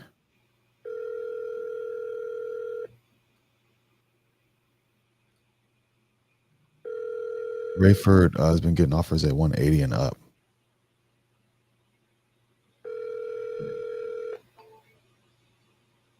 You got that? Say it one more time. The Rayford Terrell person has been getting offers for 180K and up. Yeah, that's the guy I'm trying to call right now. I just looked at the comps on that. That looks about right in terms of price. Okay. Yeah, Michelle just texted that note in. She didn't, I guess, initially submit it with that.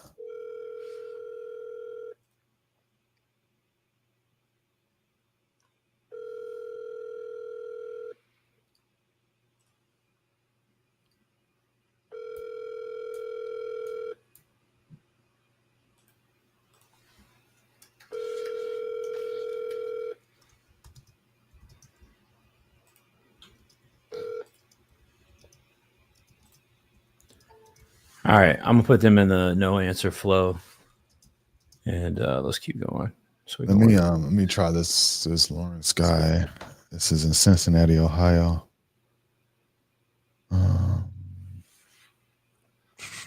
Yeah, I'm working to close these 4 in the that verify pipeline. Okay. Looks like they came in while we've been on here. Which one are you calling right now? Hi, I'm a Google virtual assistant. Lawrence Attorney. I'm trying to connect you. Can I ask what you're calling about? Kemper Road property. All right, I'm gonna keep dialing. Before I try to connect you, could you please give me a quick description of why you're calling? Returning a phone call. Unfortunately, the person you're calling cannot take your call right now. Hey, y'all bro, getting gonna out have to call me of back. Nah, they getting out of. Is that the same guy? It is. He called back after I texted him, and then he said, "I can talk now. Call me back." And now he's calling. It's like, how if you want somebody to get through, how are they supposed to get through? Man, I can't pick it up when it's calling in for some reason. I can't call.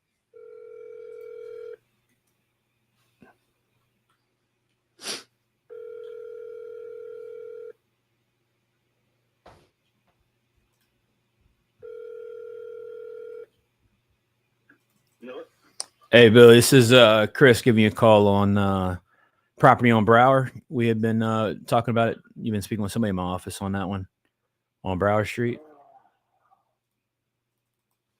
Man, I don't recall if we have or not. What was your name? My name is Chris. You were looking at selling it when we spoke about it last, right? Or I guess you were open to selling it. What's that? It's up for sale. Yeah. I got you. You have it listed, or are you just trying to sell it off market at the moment? I don't know if we put it back on the market yet or not, but we're getting ready to. It should show listed, but I don't know if it has or not. Yeah, honest with you, I've been so busy, man. But yeah, we're getting ready to. Are you listing at 85K, or what are you listing at? I think we're gonna put it in for 90. But I mean, 85 is gonna be our bottom dollar on it. I've been threatening to just go fix it up myself and just sell it for 130, 140. Gotcha. At the time, working out of town too much.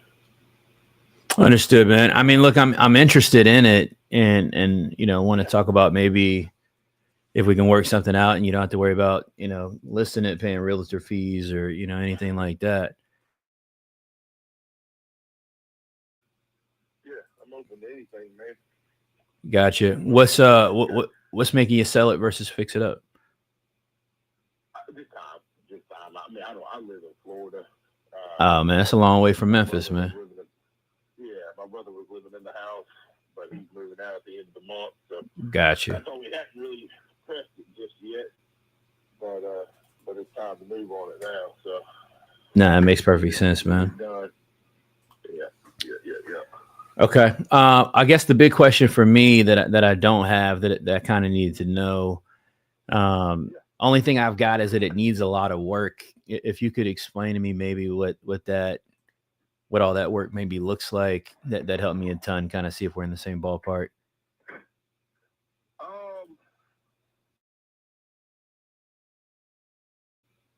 Depending upon what kind of connections you got, as far as I'm gonna talk to you like if it was me fixing it up, right? Yeah, no doubt. I think I cruise and Memphis. I just don't. I got jobs going there too, and I just don't have. I don't know if I got the capacity. I'm still thinking about doing it. Anyway, long story short, I put together it's gonna cost me about $30,000 to get probably max out of the house. And what that means is a little bit of drywall work. I would say probably 4 or 5 sheets of drywall work on the ceiling because there was a leak on the back roof. It's actually currently being fixed. I'm replacing the section of the back roof. The old roof's only maybe 7 years old, something like that. Mm-hmm. But the way it's built poorly in the back, it was just a bad idea. So I'm having them fix that where it's leaking around the back. And because that I do want to get, I don't want to get into the whole, oh, we got to replace the roof. Like, no, I know that roof is new. It just, they put shingles over a flat part in the back, which was stupid. So I'm going to take care of that now. And then, sorry, I'm thinking about 5 different things right now. No, all good. So I'm going to take care of that. But outside of that, it's probably about 4 or 5 sheets of sheetrock max on the ceiling. Mm-hmm. There's some sheetrock and an interior door that needs to be put on the second bedroom. And then from there, probably little wallpaper needs to come down, and then just paint the whole thing, new floors throughout. So mostly, it sounds like mostly cosmetic is kind of. Oh yeah, there's no structural issues with the house or anything like that. Got it. The barn in the back, the shed in the back, which is actually a 2-car. All right, Brandon, we're gonna flip his numbers on him.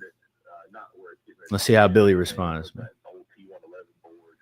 He gonna turn up, but let's see how he responds. Like that. You could probably put $5,000 into the garage and make it dang near brand new, maybe 7 with the roof, you know. Yeah. Well, I mean, those you're pretty around where I'm kind of tracking the numbers myself, man. So I think we're kind of looking at it the same. I think the hard part on my side is, look, obviously I'm buying the property, or would be buying the property rather, to create an opportunity to kind of make a profit. We're looking to either buy properties, fix them up and resell them, or put a tenant in it and get some good margin on a monthly rent. So I think kind of like perfect world scenario, kind of best case, I think the property is worth about 140, kind of like fully fixed up. So the tough part is, man, if I put 30 in it, probably, 140, I got another, I don't know, 10K in closing costs, realtor fees, that kind of thing. Now I'm, yeah, with this economy and what we got going on these days, that's $15,000 profit that definitely isn't worth flipping that for. You know what I mean? The only thing that might be worth it is spending $15K. You know what I mean? Like I said, the leak will already be taken care of. Go spending $15,000 and putting some paint and floor in that thing and calling it a day, right? $30,000 is going to put you. I mean, it's going to put lights on it too. But I don't know. Part of it still, I don't know. But I've got 3 other people invested in this home. You know what I mean? oh, like you got like heirs, you mean? It's siblings. I got you. Everybody's got to get on the same page. Yeah, exactly. But I mean, you're more welcome to throw an offer out there, man, for sure. Yeah, I mean, I'd be a little lower, man. Obviously, I just got to have some room to create some profit in the deal. I'm not trying to hit a home run on you, but it's got to make sense. And it sounds like you kind of get that. Your siblings, I mean, where are they kind of at on the process? Are they like, hey, let's 100% sell it? Or are they kind of maybe not? Oh, no, they definitely want to sell it for sure. They're ready to be done with it, but they also, they're pretty dead set on what they got to get out of it. And then it is a tough spot for sure. That's why, for me, I'd almost put the money into it just to be done with it. So that way, max out the profit. What it's worth. Yeah. I get that. Yeah, because I mean, look, man, I'm gonna have to likely be somewhere in the probably 60-70K range for it to make sense. Yeah. And I don't know if that pulls too much out of the deal for the 3 of you guys for it to, obviously I want you guys to feel like it's a win-win deal, not like one of us is winning in the transaction. How do you feel like your siblings would feel about that number range? Man, the chances of it going under 80 is probably slim to none, but I'll certainly ask them. You know what I'm saying? I'll certainly ask them. Yeah. Because the other idea is if we ended up at 80, well, back up. If I don't know, it's hard. You just need to put a solid number together on what it's going to take and how far you want to go with it. Like that $30,000 is putting in central air and heat. You know what I mean? Yeah, we'd have to do that for sure. Yeah. But let me ask you a question though. Probably, I don't mean to cut your wisdom, but I mean, look, we do have a way that we can increase our number. I don't know necessarily by how much, but you know, we do have another way that we're able to do deals where, you know, it's kind of a delayed closing, if you will. So like a standard closing, you'll do like within 30 days.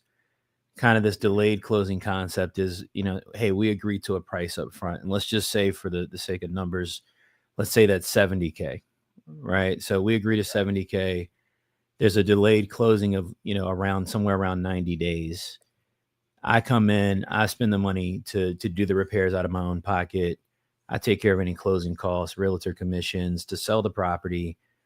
The 70K is, you know, you and your siblings to split.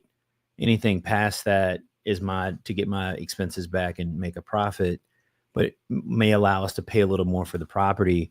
Is that something you think you and your siblings would be open to, or what are your thoughts on that? I can appreciate that idea for sure, but that just adds another layer of headache that, you know, Don't have to worry about. You know what I mean? Yeah. Yeah. And so where I appreciate it is a lot of situations I can see that, you know, we carry the paper, you guys. Right. Exactly. Upgrades, and then, yeah, it kind of works out for everybody in the end. No, I mean, it's not a bad deal. Especially with all three of them being involved, they're not what you call business savvy anyways. Gotcha. It just, even for me, that's a lot of moving parts for them to be involved. If it was just me, you know, and I'm here, right, and I'd probably be like, I'd work that deal with you. You know what I mean? Gotcha. But with them, that's a lot of moving parts. And sure. Obviously, I can bring it up to them, but I can pretty much say 99% that they won't do about it because they're going to be leery about everything. You know what I mean? Yeah. Well, what's your email, man? And I'll shoot you over like just an offer sheet, kind of like a letter of intent almost. Kind of shows what we're able to do, and if it makes sense, worth the conversation, let me know. And if I'm not the right buyer, I definitely get that as well. Yeah, no.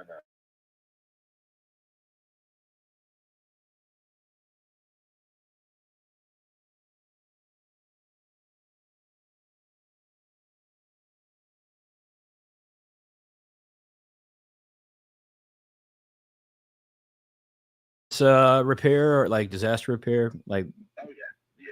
I've been doing that for the last 25 years, man. That's why I'm down here in Florida right now working with There you go, man. That's it. What part of Florida are you in? Yeah. Oh yeah. So I'm near Panama City, but I'm doing a lot of work down in St. Petersburg. Okay. Well, I mean, it's probably been good for you down there for at least a year. Oh man, it's been even back when I was in Tennessee, I was bringing crews down for Hurricane Michael when it hit 6 or 7 years ago, something like that.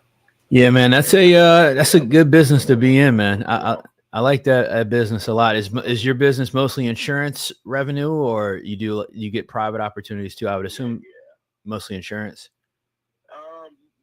Yeah, just because it's like as much as it's a lot of headache, it's also less headache just because you know how you're getting paid, you know what to expect, that kind of thing. It's a little easier to get the money from the insurance company sometimes than it is from a homeowner. No doubt, man. For a remodel. Yeah, no, I'm with you. Yeah. I mean, I'm a Class A contractor too, so I get it. I've done some mold remodel, fire repair. But I mean, I always looked at it like if I could. What's that? That's where the money's at. Yeah, man. No doubt. Jockey the system, that is. You gotta know how to jockey those insurance companies. That's how you. Yeah, do you use a public adjuster at all, or you? Well, I'm my own public adjuster, man. No, you know the game. 25 years, man. You know the game by now. Yeah. No doubt. Yeah, I know how to make the play. No doubt, man. Well, look, I'll get this email over to you. I won't hold you. Yeah. Send it to me, man. I'll take a look at it. All right, brother. I'll get it over to you, and I'll text you once I send it to you, man. All right, bye. Man. Oh, Brandon, you on a call? All right, we'll let Brandon unmute.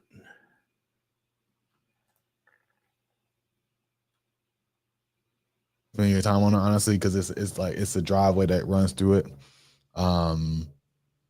Chris, I was on actually with one of the students. I thought it was a submission. Yeah, so I guess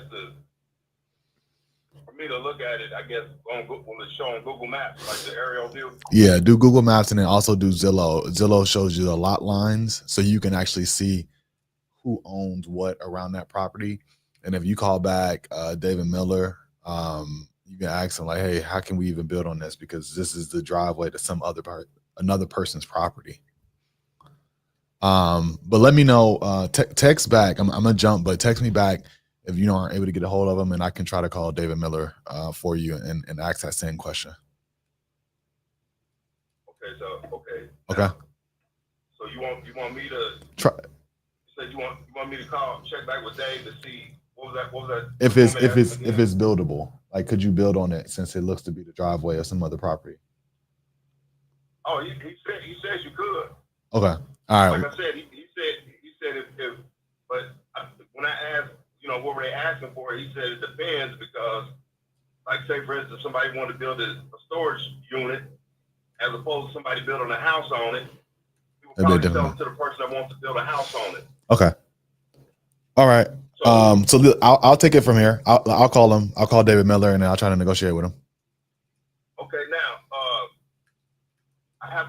I might have another property, a potential property. Should I call you back? Can I call you back? Submit it. Submit it through, and then I'll be one of the first people to see it. Lex will probably send it to me, and then I'll take a look at it. All right. I'll try to get in contact with a person when I get off work. Okay. All right. Sounds good. Appreciate it, Lawrence. All right. All Yeah, right. Bye. So the AI assistant was student Lawrence Turner's. So worked all that. Hey, Lawrence, we gotta get rid of that, man. All right, Lawrence, we gotta get rid of AI assistant. We gotta get rid of, especially if he got sellers calling him back. Yeah, you got it. You can't have sellers calling you with that. All right. Yeah, you can't have sellers calling you with that. I don't know who's telling people to use that for business. All right. If I call you and you got one of those AI assistants on your even the Google Voice, because you know how Google Voice will tell you like, hey, we're trying to reach like I even dropped that off. Yeah. Like, that's 100%. The first thing you do when you get the Google Voice number. Yeah, you gotta take that off. I didn't even know they still had Google Voice. Yeah, some people still rocking with it. Is it still free? I think so. Up to a certain limit. Yeah. I'm not mad at that. All right, we got a Little Rock one in here. I shot it to Kurt. I don't know. All right, we'll let him roll on that since it's his neighborhood. There was one more that came through in Missouri just recently. Somebody just submitted. Is this the township one or? Yeah, that Concord Township. Did you already look at it? I'm looking at it right now. Hold on. Spoke with Tiffany.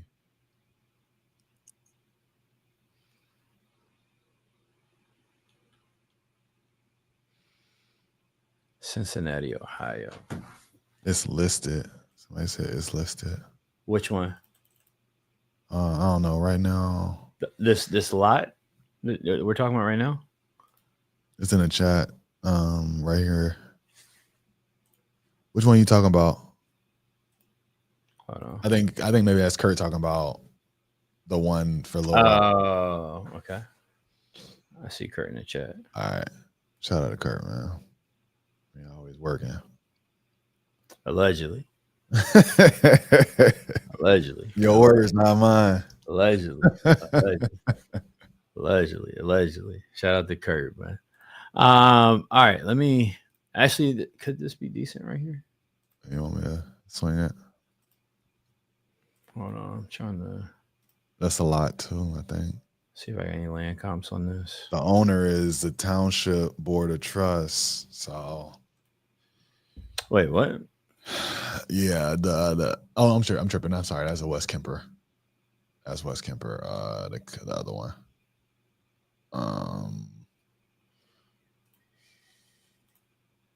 Yeah, I think the problem. St. Lou. Swing into the loop. This one is an individual bought in 09 for 130. It's gonna be solid. I'll try this lead real quick right here. I don't know if this lot's Jarrell Reagan. I'm calling. It says Clarion Township or whatever. What's the city? Cincinnati. No, that's the one I just got off. Oh, okay. Yeah. So it's a weird situation. But when you look at it on even it's like Zillow lot lines, it's somebody's driveway. It's another property's driveway that runs right through it. So if you buy that, how are they going to access their lot? Gotcha. Yeah. That was the last one I was tracking that we had. Do you see any other ones? There is one that just came in. Jarrell. Yeah. All right, we'll make that the last one. Let's okay, let me pull it. You want it? Let's see where it's at. Wait, is this what is this? That's the low.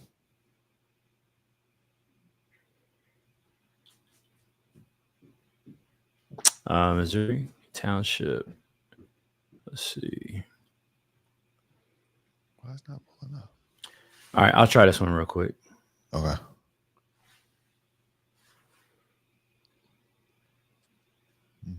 It's not pulling up for me. What's that? When I was trying to pull it up and high level on my phone, it wasn't pulling up the name. But if you're at it, then we're good. Yeah, I'm trying to pull the notes up real quick. I'll run the comps for you. Yeah, they want 225K non-negotiable. Yikes. All right, property needs siding. They've owned it since 2009. They owe 30K on it. See if it's truly a 3-1. No true motivation. Property's been vacant since September. Gotten offers. Anybody's got a property vacant that long, all right, it means they don't need the money. All right. They don't have a financial distress. So know that kind of going into the conversation. Let's see what we get. Got some strong comps for it. What do you think of the 225 though? Could work based on what I'm seeing. But let me make sure. Look novation wise too. Okay.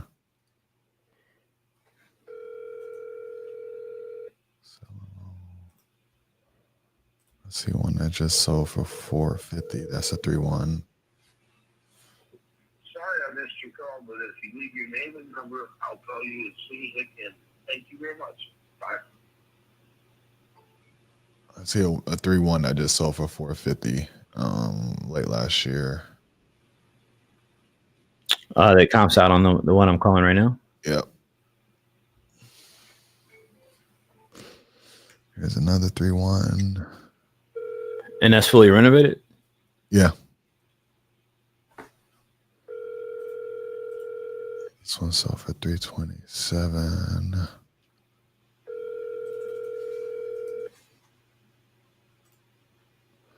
I see one that sold for $327 that was just lived in, so like livable, but not really move-in ready. So that 225 number might work. Sorry I missed your call, but if you leave your name and number, I'll call you as soon as I can. Thank you very much. Bye. It's so like with less upgrades than Wedgwood, if that makes sense. Like livable, but not modern by any means. Like with a double oven, brown cabinets for $327 on the market. All right, we'll keep trying them since they didn't pick up. I just put it into a no answer follow-up. Okay. All right, well, we'll keep rocking and rolling. But now, look, we got a lot of leads in today. We got a lot of them that, didn't need a lot of repair, more retail condition stuff. So, guys, make sure you're qualifying these leads down. Get us some leads where there's some motivation, right? Get us some leads where property has some distress condition issues that we can kind of work around, create some offers and create some deals around. And let's keep pressing. I think we're starting to hear a tonality shift, though. And we've been talking about that in the last couple of weeks, Brandon. I think we're starting to see that tonality shift we've been discussing, where as the market starts to compress, things start to shift, that the economy and what's happening starts to become more of a mainstream, news conversation, which it certainly has, people are going to start getting more realistic around pricing. And I think we're going to continue to see that over the next, probably for the long haul here for a little bit. But you're going to start seeing an increase in that willingness to sell. And this thing starts to really get fun, Brandon. When we get to a spot, guys, where this is a true buyer's market, for people that haven't been in the business a long time, in 2010, 2010 to 2012, we were in like a buyer's market. All right. Is when I first got into real estate. I mean, you could wake up and get online and find 10 quality deals to buy. I think we're going to get back to not necessarily those times, but definitely some semblance of a buyer's market. I'm excited about that. Brandon, we do this every single Tuesday and Thursday. We're calling live leads from members of the U community that they've submitted for us to call, where we lock the deal up for you and handle everything else in the process from there and send you a check once the deal is completed. So if you haven't got your leads in, make sure you guys continue to do so. If you're in hands off, you can send your deals in at any time for us to call those deals. Brandon, you want to let people know where to find you, man, where they connect with you? Chat. Can we get some lightning bolt emojis, some fire emojis in the chat, something? Let us know that you guys are in here. All right. Brandon, you want to let people know where to find you at, man? Yeah, right here by my name, I am B Barnes on Instagram and Facebook, on YouTube, Similar Offers with Brandon Barnes.